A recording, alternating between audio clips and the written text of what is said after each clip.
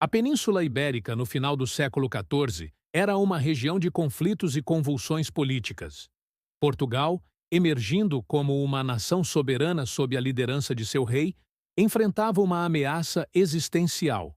A morte do rei Fernando I, sem um herdeiro masculino direto, tinha deixado o reino em uma posição precária.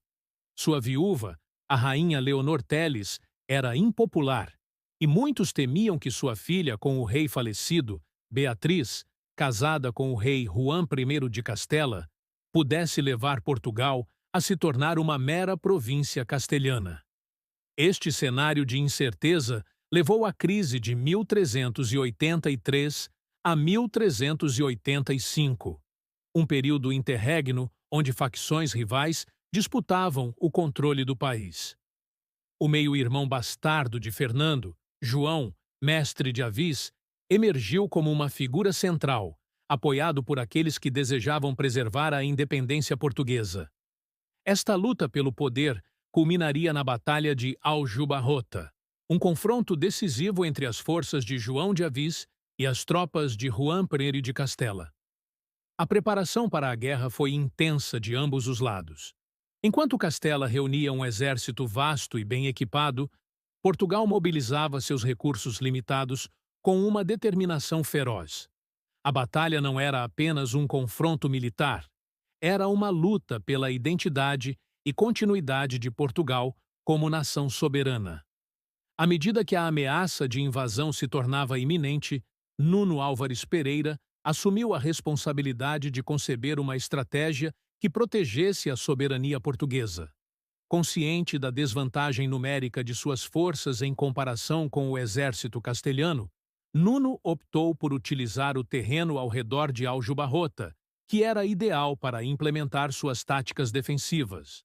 Nuno escolheu uma posição estratégica no campo de batalha, onde as linhas naturais do terreno poderiam ser usadas para canalizar as forças inimigas em zonas de emboscada preparadas antecipadamente.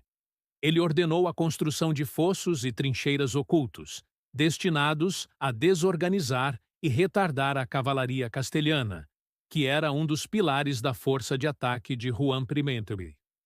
Além disso, posicionou pequenas unidades de besteiros e arqueiros nos flancos, que poderiam atacar lateralmente, enquanto o inimigo avançava pelo centro.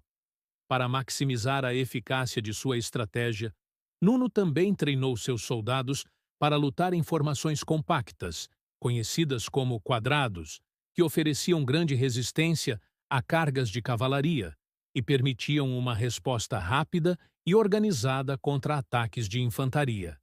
A liderança de Nuno durante este período foi exemplar, misturando o rigor militar com uma capacidade de inspirar e motivar seus homens através de sua própria fé e determinação. Ele não apenas planejou a batalha em termos táticos, mas também em termos psicológicos, preparando seus soldados para o desafio extremo que enfrentariam.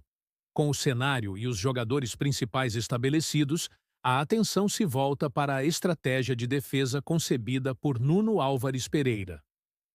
Com as defesas preparadas e os homens de Nuno prontos para o combate, o dia decisivo se aproximou.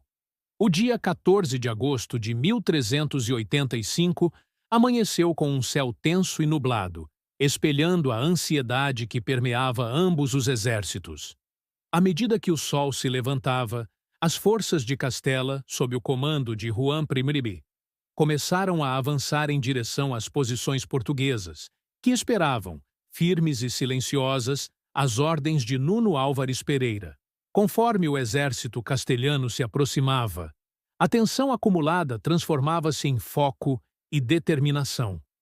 Os soldados portugueses, embora em menor número, estavam bem preparados e estrategicamente posicionados, graças ao meticuloso planejamento de Nuno. Eles sabiam que o sucesso dependia da execução precisa das táticas definidas. Os primeiros choques da batalha foram brutais. A cavalaria castelhana, confiante em sua superioridade numérica e força, lançou-se contra as linhas portuguesas, apenas para encontrar-se em desvantagem tática. Os fossos e trincheiras preparados por Nuno Álvares efetivamente desorganizaram as formações inimigas, causando confusão e baixas significativas antes mesmo de alcançarem a infantaria portuguesa. Enquanto a batalha se intensificava, Nuno comandava do fronte, encorajando seus homens e mantendo-os alinhados às estratégias estabelecidas. Os quadrados de infantaria portuguesa, formação defensiva adaptada por Nuno, mostraram-se eficazes, resistindo aos assaltos repetidos e desgastando progressivamente o ânimo das tropas castelhanas. À medida que a tarde avançava, ficou claro que a disciplina e a preparação portuguesa estavam prevalecendo.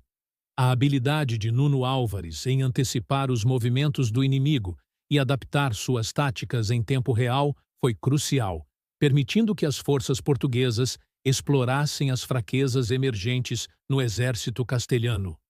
Com o pôr do sol se aproximando e as forças de Castela em retirada, a vitória portuguesa começava a se desenhar no horizonte. A batalha culminou com uma vitória esmagadora para Portugal.